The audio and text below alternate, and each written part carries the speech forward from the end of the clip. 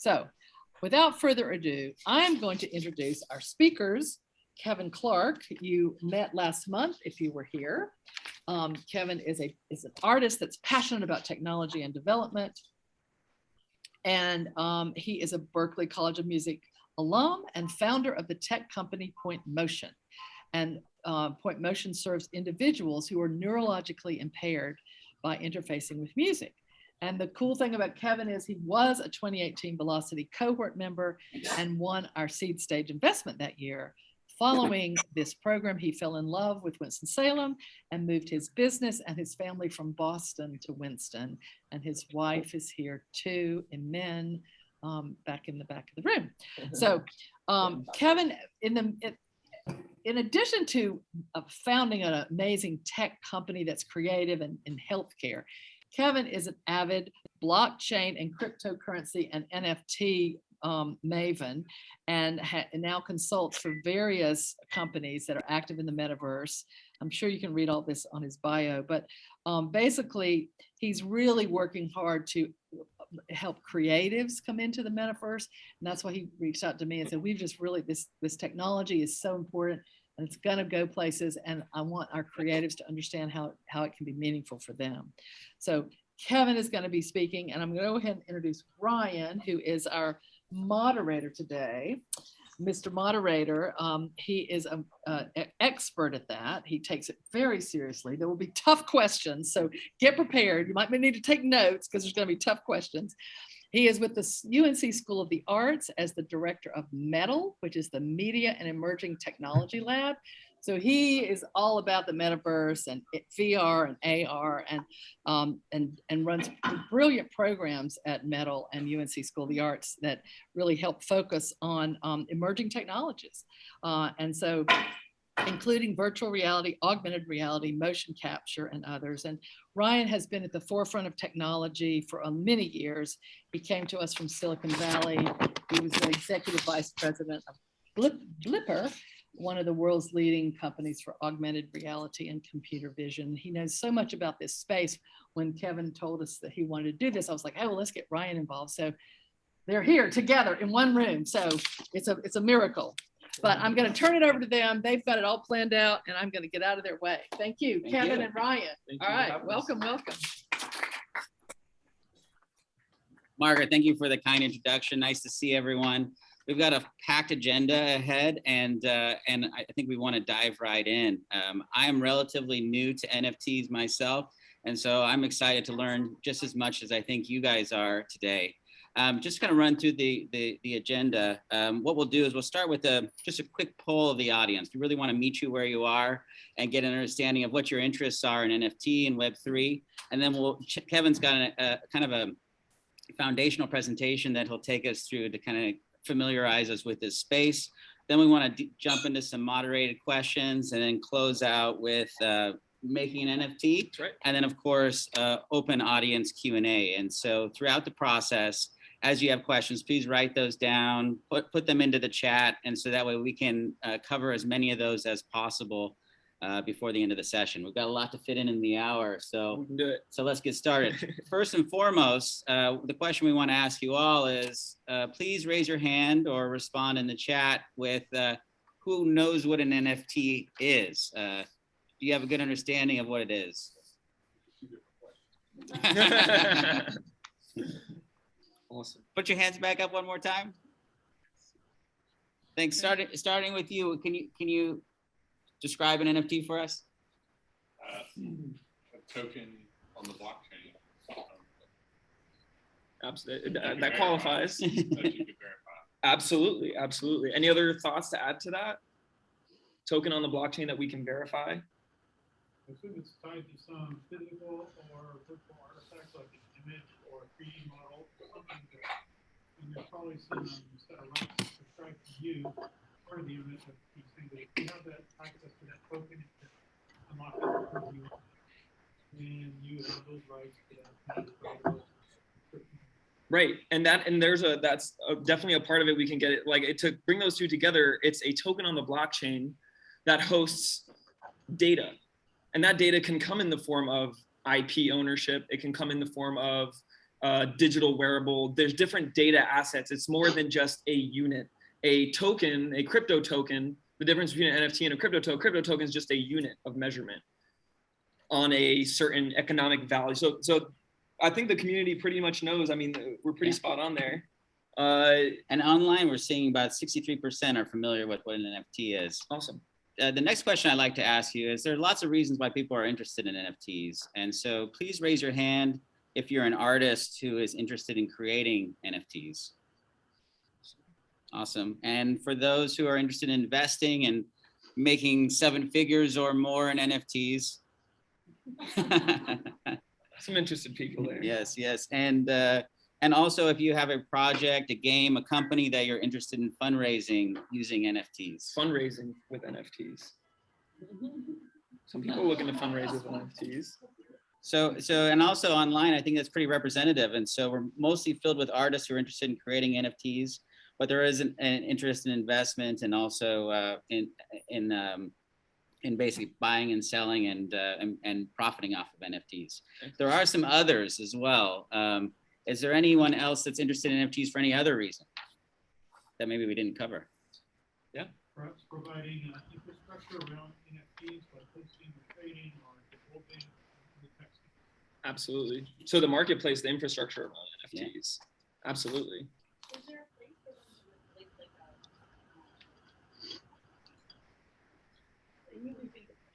Yeah, she wants to know, is there places where people can sort of make the copyright, the intellectual property side of things more efficient? That's definitely a way where people, that's a big part of NFTs. And we're going to talk about that a bit in the presentation. That's a big. And that's actually a great segue. So yeah, maybe we can start with the presentation and jump back into questions. Sounds good. Thanks, Ryan. Thank you. Awesome. Well, we started last presentation, if you were here with us last week, with this same quote: blockchain is the biggest opportunity set we can think of for the next decade or so. When the NASDAQ executive is telling you this, you have to listen. You have to understand these people see things. We all see things in different ways. And I like to follow really smart people. A little bit about myself. I'm a Berklee College of Music alumni, graduated with a double major in jazz composition and film scoring. I love art. I love creating. But I also like inventing. I like creating value. I like business. So I also started a digital health company, co-founded alongside my partner, Imen. And we work in the space of basically interactive content that collects data for doctors using motion capture technology.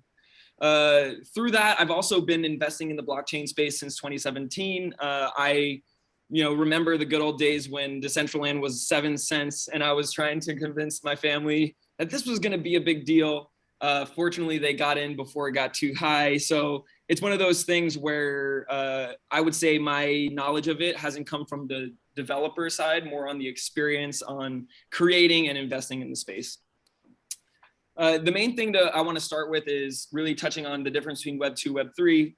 Web 2, your data is not decentralized. Your data is in a centralized server owned by a corporation. Web 3, the data is hosted on a network of computers that are all agreeing and confirming that this data set is accurate. So no single person needs to be operating, and for all intents and purposes, Web 3 has the possibility, and people run it in a way where it can be run autonomously in what we call a trustless system. So you don't need to trust somebody to ensure that data is accurate. Data equals tokens. So there's 2 different types of tokens we talked about. There's the fungible tokens. Fungible means it can be exchanged. And that means that each one of those units, a unit of Bitcoin, or what we call a Satoshi, or a unit of Ethereum, which we call a gigaway, each of those are exchangeable units of that particular token currency. Non-fungible tokens are different because it's not just an exchangeable unit. They're unique units, unique data sets that can have special encoded properties, which we'll talk more about. But here are some examples right here. This wearable, this sword is a wearable. That hat is a wearable. Those shoes right there are wearables. This land that you're seeing is a NFT. All these things you're seeing are NFTs. On the right, what you see are sort of the 2D image representation that you typically see that people equate to what an NFT is. But that's like calling candy the wrapper that's around the candy. We see what it is, but you have to get underneath to really understand what this is. So maybe to most people, these would just look like cartoon characters and maybe this shiny ball. But to somebody who understands what these are NFTs, which those characters are avatars, which you own the IP rights to be able to commercialize those characters. They are also game pieces within a play to earn game that, using that little ball in the bottom right, which is an AI, artificial intelligence infused NFT. So AI is embedded in the NFT. It's democratized access to artificial intelligence. Those NFTs can go into these characters or other characters in other play to earn games to automatically farm crypto in this new blockchain world of gaming. So you can see that an NFT isn't a JPEG. It really comes down to the utility that is encoded within those assets. The music industry, we can see already NFTs being used in amazing ways. I can already say the most impactful way will be the disruption of companies like ASCAP and BMI. Companies that are taking all the process and inefficiency around distributing royalty payments. There's already NFTs. I've released an NFT, and recently Nas released an NFT that are representations of royalty shares for a song. So instead of a record label going to record label and signing a deal where that record label is going to give you upfront cash and they're going to take a large and an unfair business deal, let's say a 360 deal. Instead of that, what people are doing now, they're putting out an NFT saying, here's my cover art. Everybody who gets this NFT, not only do they get the album upon release, but we'll also have 20% of the royalties that'll be divided amongst the holders of those 10,000 NFTs. And now, instead of that money trail going from Spotify to ASCAP and BMI to the artist, it can go straight from Spotify. We can see who is the holders of the shares that should be getting the royalties. And in such, a lot more money ends up getting to the creator. That's just one example. We're not even talking about being able to own and set up your own club in a metaverse, and those NFTs enabling you as a creator to have live shows at any time with people from around the world. No fire marshal to shut you down, no curfew, no bouncer to pay, no promoter who's gonna be your your gatekeeper to get into that venue. You could have a salsa night today and a hip hop night tomorrow. Virtually very difficult and operationally bulky to do without these resources. So the music industry, that's where my background is. I've been in the music industry 15 years and have worked with artists on major record labels to starting artists. And this is a way that has been a complete game changer. The fashion industry, which definitely connects to the music industry in the sense that these wearables now, imagine you sold a shirt, right? And you sold a shirt, and this shirt was actually, in your store. It's a retail store. You saw that shirt. Maybe that ends up in a Goodwill at some point down the lifespan of that piece of clothes, and it gets resold. Or maybe you resell it online on Facebook. That resell of that article of clothing goes to whoever sold it. With the fashion industry, with wearables, you can have a piece of clothing that is a digital piece that is a copy of the physical piece that people get. But now whenever somebody sells your article of clothing, you're getting in perpetuity a royalty share on every transaction. And you can code in special qualities to these wearables where they can only enter in your land in a metaverse if they have this wearable. Or for instance, there's a casino in Decentraland where you can only access and play to earn poker if you have their wearable. So there's a lot of different ways that the fashion industry is being disrupted. And if you want to really see who's writing the book on the future of fashion and NFTs, look up a company called Artifact. They were recently acquired by Nike, and they are pioneers in the space. Visual art and media, we've already seen that's pretty standard, but I think the big change is the lifespan of art. Pre-NFTs, maybe the ability of the lifespan really is equated to not how long it stays and until it gets destroyed, but really how long can we really prove this piece of art came from this artist? You have to draw a line back to the artist. Pre-NFTs, this was actually something that would only last 100 so years. After NFTs, we're talking thousands of years where now we can validate that this is an original piece of art from the original artist. So yeah, now I pretty much wanted to get into how to create an NFT. That's pretty much, are there any questions before we get into sort of really practical and start doing this? And please, Ryan, join me here to moderate the Yeah, questions? I think before we get to Eman's question, there's a few questions that we wanted to run through with you. Yeah, first and please. foremost, if anyone's done any research in the space, no doubt it's exciting. And the first thing that happens, people get excited and they start Googling. They go to OpenSea, they find influencers, but it's a rabbit hole. There's so much there. So the first question we'd like to ask you is, for someone who's just finding their way into NFTs for the first time and trying to familiarize themselves with the landscape, what's the best way to go about it? How do you feel like you have an understanding or know where to jump in based upon your interests?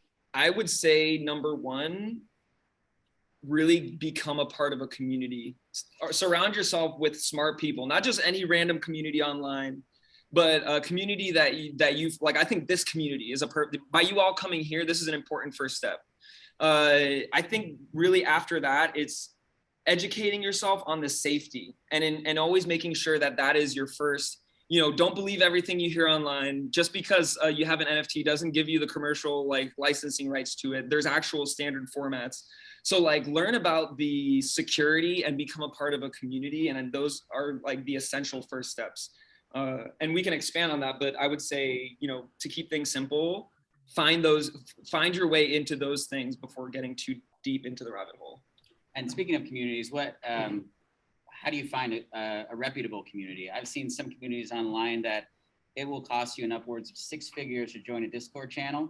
And can you talk about the role that communities play beyond that in terms of drops and the value they bring on an ongoing basis once you're up to speed? Absolutely. So a perfect example, and Ryan makes a great point. How do you find a community? Number one, NFTs are a great way to authenticate community. So for instance, if by holding an NFT, you can have access to a Discord channel where it's only people who've really invested the money to be a part of this culture, about this community, about this group of people who believe in AI, artificial intelligence, NFTs, or fashion. And so when you buy these NFTs, a lot of times you're buying into those communities as well and accessing the resources. Artifact being one example, I was able to get into that project at 2.4 ETH. Next day, they announced that they were acquired by Nike. It went up substantially, made it really hard for people to access it. But literally a month later, they dropped over 20 ETH worth of NFTs to the people who had those original avatars in their projects. So like, when you find a community, you have to understand the team, the roadmap. It's much like how a VC would approach it. Understand that you have, or else 90% of the time it's going to fall out from underneath you. Like, you really got to do your research on the communities before you even join them. So like, find these. Personally, I would say join my community, because that's why I'm here. And you won't have to pay any money to join it. Like, we'll figure out a way that all of you can join. But like, that's what I've been doing in the metaverse, is really making sure there's a place for people starting out who have our sort of approach, that we want to create value, not just flip all day. Mm-hmm. Yeah. So I have one more question for you before we start creating an NFT. This is a two-parter. Yeah. We've got people who are interested in investing in the room, and we've got artists in the room. So, and you can choose which one you answer first. Mm-hmm. But from the standpoint of the value of NFTs and them being all over the map, as an investor, how do you figure out if you're early or late? If you're paying too much, if you're getting in right on time, how do you sort of navigate that? And then from an artist standpoint, what are some of the main factors that make an NFT successful? Simply creating an NFT alone doesn't guarantee that you're going to have incredible value of that NFT. Absolutely. So how do you promote that NFT? How do you spread the word, build up momentum and excitement around that NFT? Absolutely. For investors, I would say my most successful route has been there's two sides of it. Number one, being within the ecosystem, going into the metaverse, going to the latest events that are happening, things of that, they're gonna get you to hear about these projects early stage. There's the second part, which is look online for these incubators. There's a lot of really reliable incubators and accelerator programs designed for NFT projects, art projects. An example of that is called Seedify. And that is another way I find the best projects that are super early. But you have to remember that a lot of these projects, they're a mix of people who are trying to flip, people who are trying to hold long-term.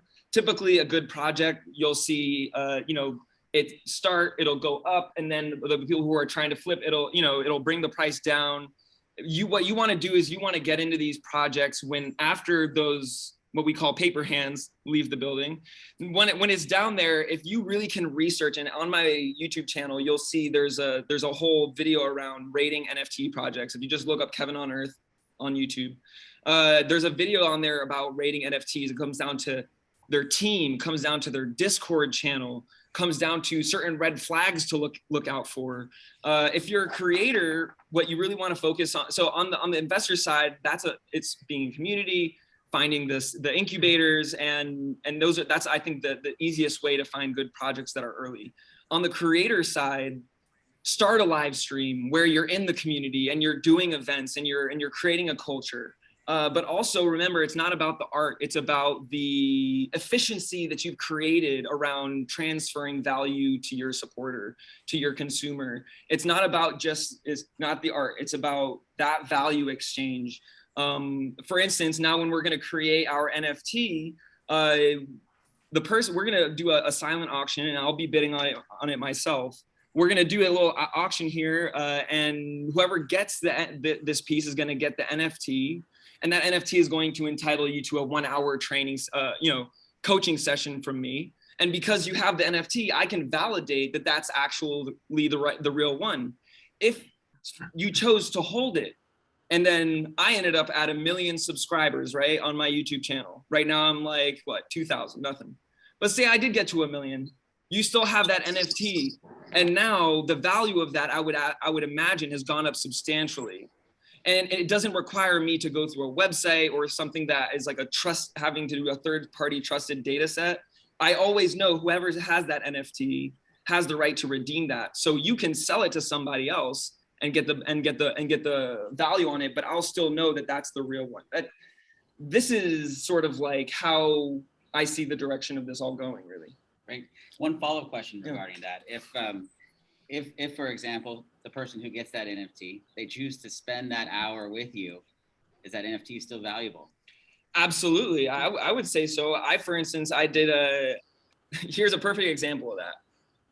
Yes and no. It can be not valuable. Value is in perception. But here, check this out. I bought an NFT from this one artist. Gary V did a drop with this artist. Her name is Like Nasia. She has the world record for the most subscribers on YouTube. 250 million subscribers. She's 7 years old.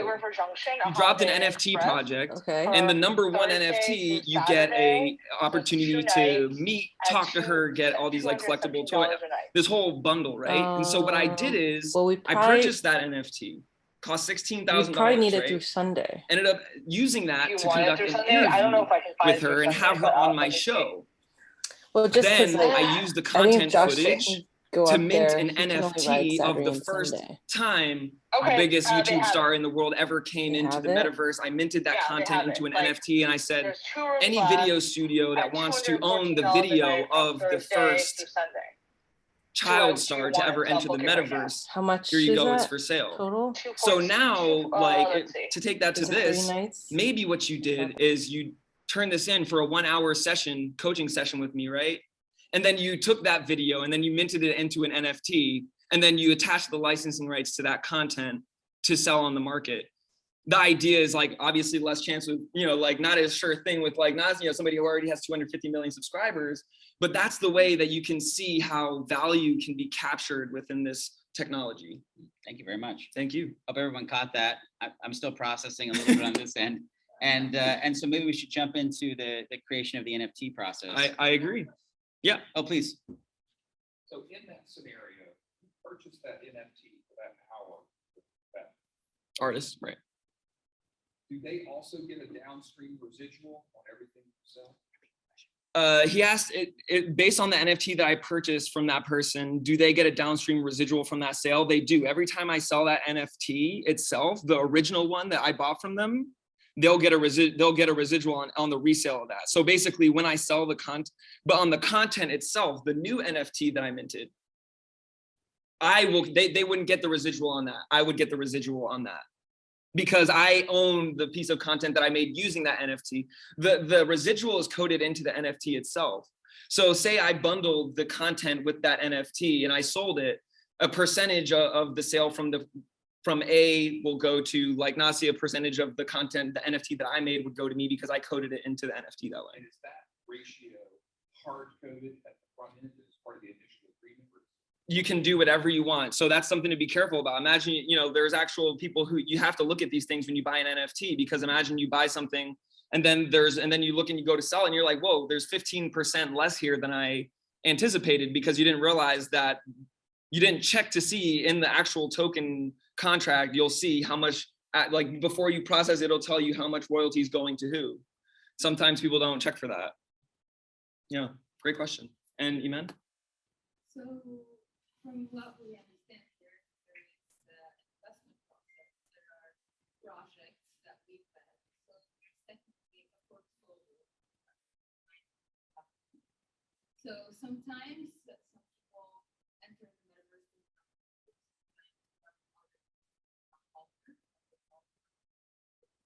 Diamond hands. Don't immediately flip. Do you have a specific way that you think about specific projects flip or default to? Or is that something that comes with changing information every day that you have to remain very informed? Could you repeat the question a little bit? Yeah. So basically, how do I approach which projects to part ways with sooner and sort of take my profits earlier, and which ones do I decide to hold long term? At the end of the day, I think that's a personal investment thesis. Some people have, you know, and if you're going to be flipping and being really active, then it requires even more effort around knowing and understanding and tracking these projects. Personally, my successes come from investing in projects that have that I can say in 3 years, this is still going to be here, and the relevance of how they're changing human behavior will still be clear. So I personally don't like, I believe me, like I have not cashed out a single asset in ever. I never sold out, never cashed out any asset. And we're talking like a long time here. And why? Because until we've hit this point where more people are educated on this, it's just too early. You know, we need to, once more people are educated on it, then we'll see. One actual question about that, one follow-up question Yeah. is, one thing I've heard a lot about is liquidity of NFTs, and how when they're very popular, there's almost like a velocity or momentum of frequent transactions, and then they sort of, it's sometimes they can sort of die off. and you know, it may be valued at tens of thousands of dollars, but you may not have a buyer necessarily. Absolutely. So can you talk a little bit about sort of the momentum associated with it, the trade volume, however you might want to describe it? Absolutely. That happens a lot, more times than not. That happens in the NFT space. If you're sticking to common crypto tokens, you do have liquidity there, you know, exchanges, like, you know, you can buy and sell crypto tokens and your liquidity is fairly easy, as long as you're not getting into like a pump coin because it was super low and you thought like you didn't do your research on it. Things like that you can't justify and tangibly understand the value.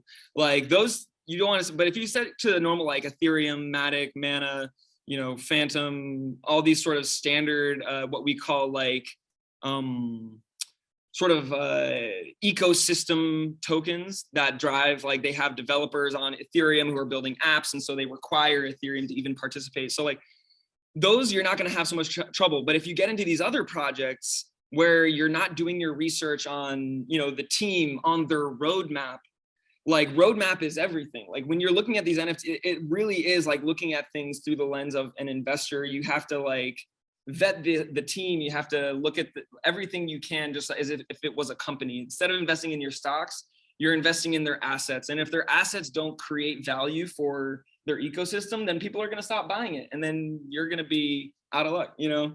Yeah. Well, I think that's a great segue to start creating an NFT. Awesome. And so for the folks who are dialed in, what Kevin's brought is a canvas here, an actual painting canvas. And we're going to flip the camera around so you can see. So everyone's going to contribute to the canvas, and we're going to generate some art here real time. And whoever then wants to participate, we're just going to do a lineup right here. Man, I know Perfect. you're and then Kevin's going to take us through the process of minting the you're the NFT. sponsor. I'll start then. Thank you, artists. Please, get out there. Designers, art. We're going to create an NFT here. It's going to be a very simple process, starting with just making some design. Maybe you're at home right now and you want to follow along. Just grab a piece of paper, grab a pen, start drawing. Show us how you feel. Maybe you want to mint this NFT and give it to somebody you care about. Maybe you want to code in some special utility into there. It's all up to you. In order to do this, you're actually going to need to have, if you want to mint an NFT, you're going to need a hot wallet or a cold wallet. Definitely learn about the difference between these two. This is your identifier for Web3, something like MetaMask. What is a Discord channel? So Brenda asked, what is a Discord channel? It's like a chat room. It's like an app that's used for sort of like chat, community chat room functions, common within the. Okay. Do I need to start with a wallet on MetaMask? So we're definitely going to jump into that. Yes, you will probably, if you want to create an NFT, can you do a food product as an NFT? You would probably, the reality of food product being a consumable, what you would probably do, not have the food product as an NFT, you would probably have a gift card as your NFT, or the receipt for your food transaction as an NFT, or the branding as an NFT, or maybe the experience around ordering your food as built on an NFT, like the metaverse. Like for instance, you could have your restaurant in the metaverse, and maybe when you go there and you cook something, it gives you an NFT of that food that you cooked while also ordering it to your house. You could also have a recipe be an NFT. Maybe people out there have amazing recipes and they want to authenticate. This is Aunt Jemima's real maple syrup recipe. You could have the actual recipe be an NFT, and I think that's a really cool idea too. You know, the first NFT cookbook from Aunt Jem or Martha Stewart. You know, imagine Martha Stewart did an NFT cookbook. That would be. I'd go in on that. I think they're just about ready on the artwork. Awesome. I think we're ready here. Hold on. There we go. Can y'all hear me? All righty. So sharing my screen. All right. There is my little profile. So there's different places where you can mint NFTs. The easiest way is using a platform like this called Rarible. There's other ones like you can actually mint it on OpenSea. There's another platform called LooksRare. There's also curated platforms like Portion app, like you know, these curated collections and websites. There's one called The Foundation. So if you're like a really well-known artist, you can get on those curated platforms that have already a really firm collector base. And this kind of ties into how to get into projects, is like really these incubators, these curation organizations that really understand the space and such. Like that is a big part of it. So with a website like this, you just need a MetaMask wallet or any hot wallet. Hot wallet is an online crypto Web3 wallet. For instance, Coinbase is a centralized wallet. Is not it, so you can't actually interact with much of the Web3 ecosystem, specifically with Coinbase, because they don't have the sort of NFT integration yet. But if you want, what I would suggest, the most common and popular and most interoperable right now is this one called MetaMask. And it's a Chrome browser. And the reason that is because it acts as a sign-on for these different websites. So instead of having a login for Facebook, instead of having a login for MySpace, you would have your MetaMask wallet, and that is your sort of sign-on point to get into these websites, and that is associated to your account. So here, basically, this I'm going to pretty much go through this process with you. Hold on, because I got to send the image to my computer.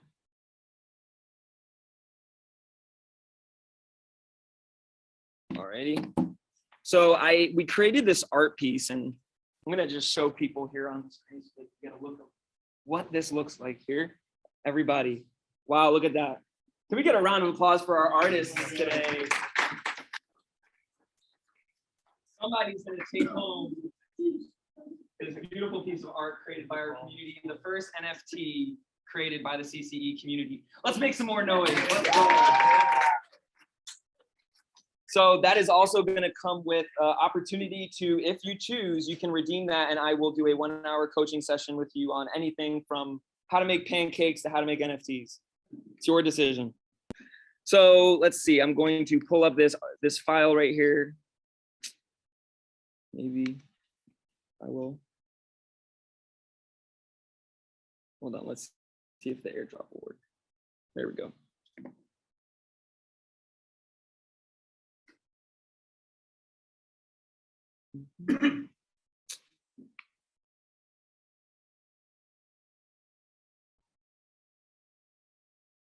Weird.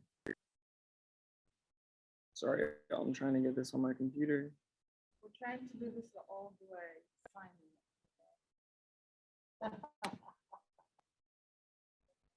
Oh, we should definitely get Margaret's signature on that. Should we put CCE on the front? Yeah, if you anything you wanna add, or would say put it on the back, you know, just as. Okay.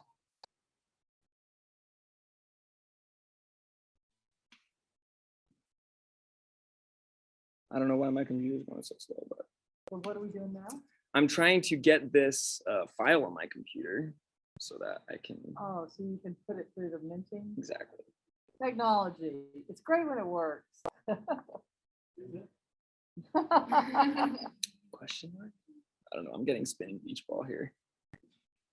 Oh, here it is. It's just loading. Okay. So you can't see my cursor there. It doesn't look like. Okay, you can see it now.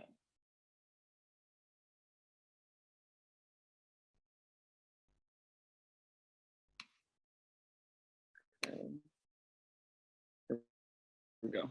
We said create.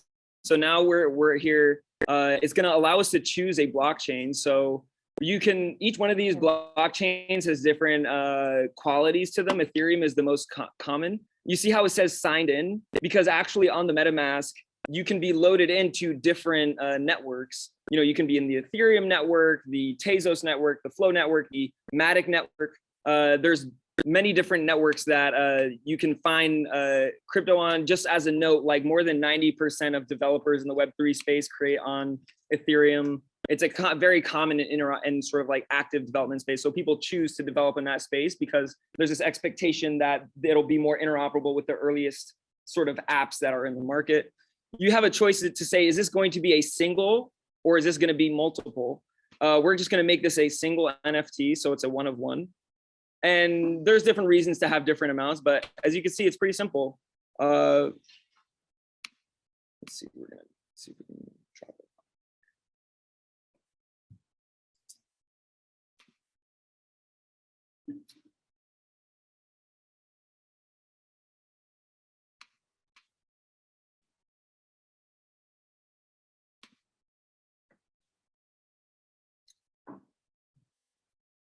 For the record, I do most of my work on my PC at home. This is too slow. Let's see. So there it is, a beautiful, beautiful piece of art. Let's go. I'm not gonna put it on the marketplace because we're gonna just auction it off right here. Unlock once purchased.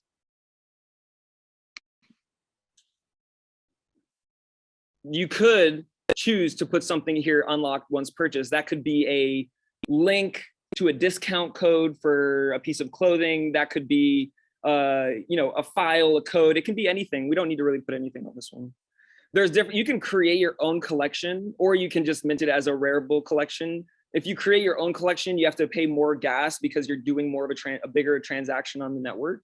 But also check this out, free minting. So if you don't, for instance, right now on this wallet, I don't have any Ethereum. I still want to make my NFT. They developed this thing called free minting. That's funny. They actually used to call it lazy minting and they changed it to name free minting. But the reason is because actually the person who buys it will pay for the gas fees once minted. I'm just going to transfer it to whoever has the highest bid today. So we don't really need to worry about that. But I am going to do the free minting. And we're going to say Center for Creative Economy, Genesis NFT. So this is their Genesis NFT, the first NFT minted by the Center of Creative economy. Oh, my bad. For creative economy based in Winston-Salem, North Carolina, right? You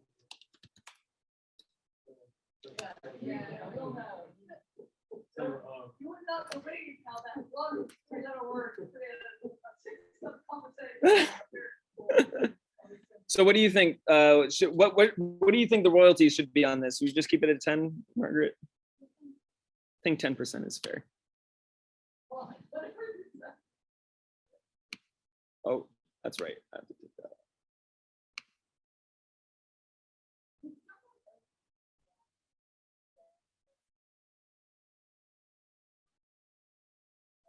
That's a great question. So the gas price that changes is based on how many transactions are coming through the system at the time of your mid transaction. So for instance, all transactions are getting processed by that number. So that network of computers is actually different people who are using electricity in their house, right? To let's see, using electricity in their house to actually power and run these transactions so that they can actually charge for it.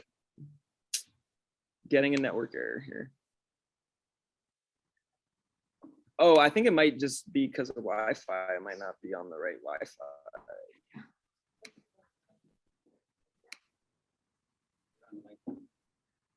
Okay, let me change that. Might be the reason why.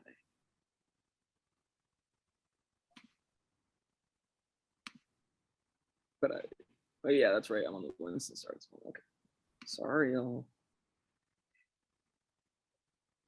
So this is a common occurrence in all things Web3. Get comfortable with that little message right there. Nothing gets done without going through some headaches here and there. I definitely been there. That's why I think the community part of this is really important. Why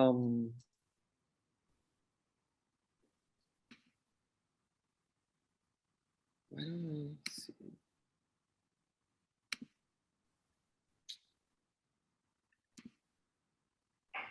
It is 500 West 5th Street. Do I do the gas? No, business center up there.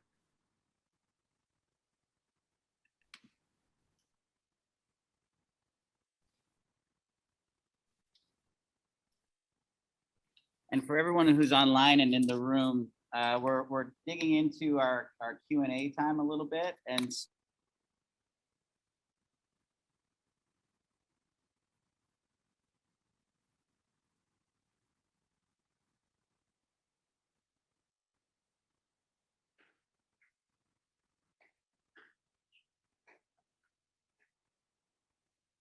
a lot of different considerations there when you actually started. So how is it regulated? What are they exactly? Is the U.S. government at all involved now? Or is it all totally... It's a kind of a spectrum situation. And yeah, so the question is whether or not there's a regulation around this yet. Like, do you mean just in like the safety of it, or do you mean like the taxation of it? Well, if you own it, what does that actually mean?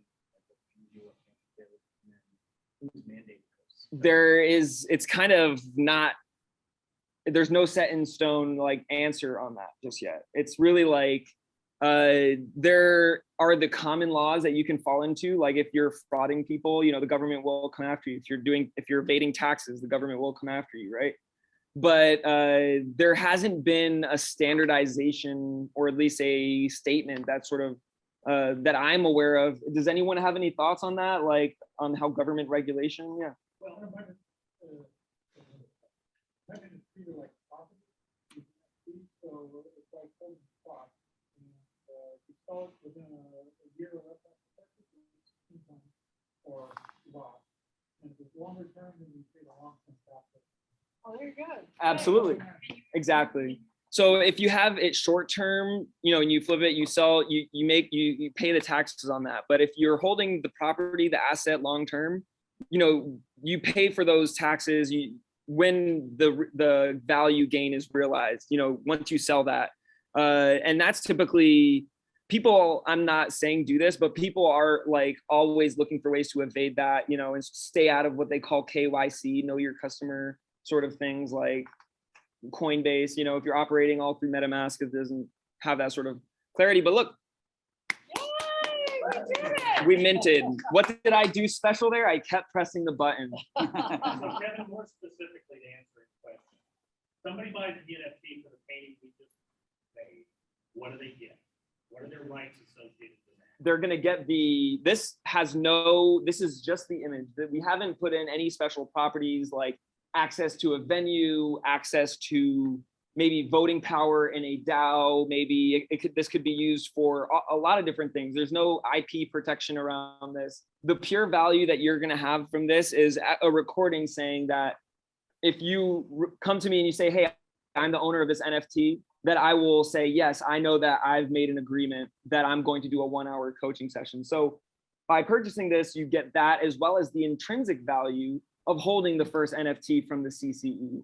So like imagine, some CCE becomes the Techstars of creative economy, right? That's going to be I would say an important NFT. We have one right behind you, and then we'll go. Iman? Yeah, I mean, so now I'm thinking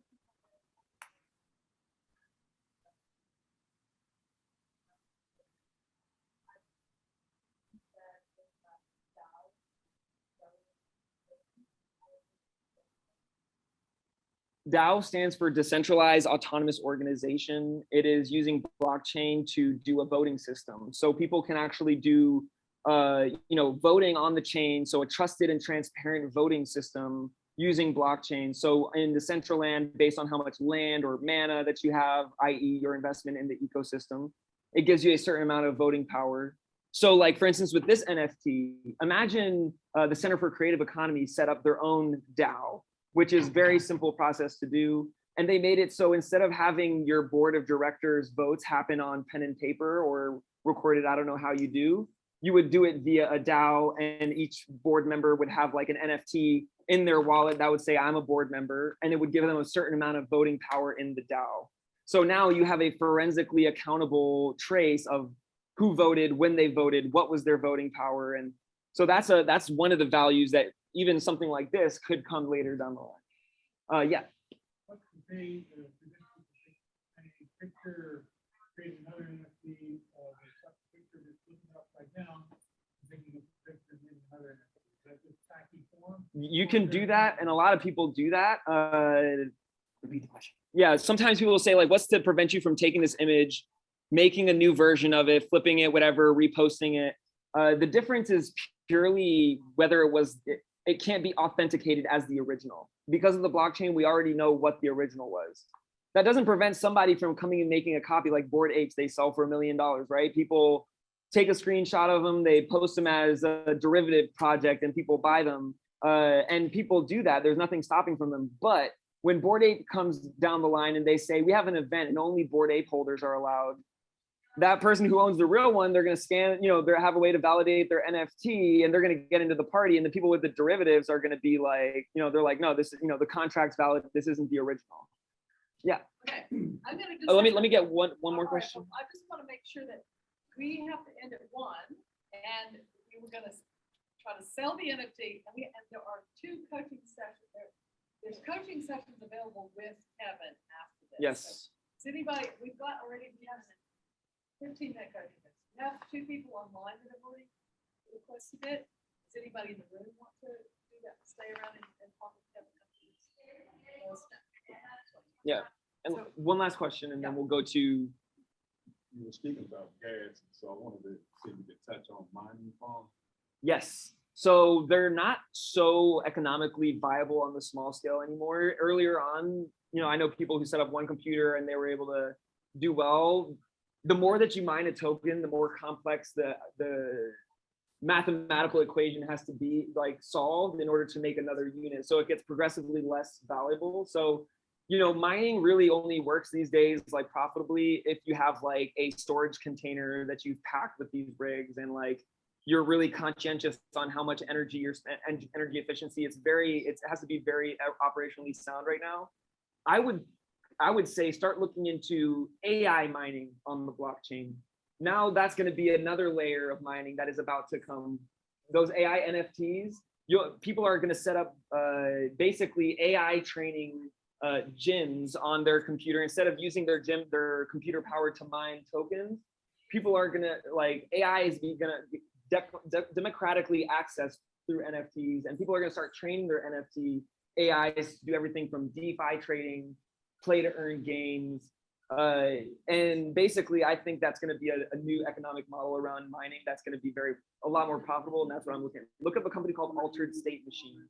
They are sort of the prime. Yeah. So without further ado, I am bidding. I'll put $50 down on this. Is anybody going to top me on $50? And I would suggest not, and just let me stay with that. No, you're not. Okay, there we go. Come on, let's get a little nudge action going here. 55. Going once, going twice, Check the chat. check 3 the chat. times. We got chat. Let me check. We got Oh, we 50. got a 60 on the chat. What? We got 60 on chat. What? Okay, Janae, yay, Janae. Janae, is anyone gonna top 60 for Janae? Come on, we can do it. Going once?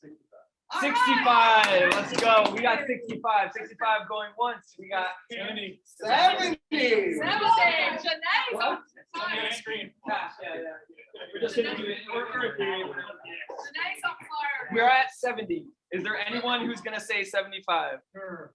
75. Alright. The first NFT from the CCE 1-hour coaching session. Just to give you an idea, I charge $250. 80. $250 is what I charge an hour for coaching right now. So we got 80 in the chat right now. Going once? Go 85. 90. We got 90 right here. 90 is the top. Going once. 95. 95. Janae, I don't know. This is tough. Will we get to 3 figures right here? Come on, we can do it. $100. How many figures we are doing now? 100. We got Matt Beard for 100 right here. 105. 110. $200. We're at 200, folks. Going once, going twice. Sold $200. Good chunk of time. Congratulations. Thank you, John, my pride. Awesome. This is a historic moment for the CCE. The first NFT we got going to John, who I couldn't imagine anyone better to have it. Everything he's doing in the space. So much thanks. And any final words, Ryan? No, thank you so much for your time.